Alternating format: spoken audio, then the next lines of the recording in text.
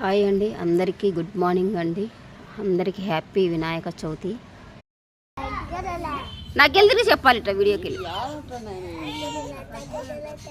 పాట పాడుగా పుష్పాను తగ్గేదేలే వాడొచ్చు అసలు చేసిండే తమ్ముడు వచ్చి వాడిని తిప్పు నీ దుప్పురు పోడానా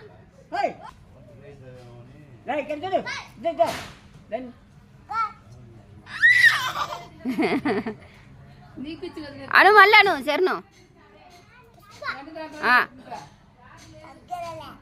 వెరీ గుడ్ వెరీ గుడ్ ఇంకొకటి చెప్పు డైలాగు ఇప్పుడు గణపతికి ఏం చేస్తావు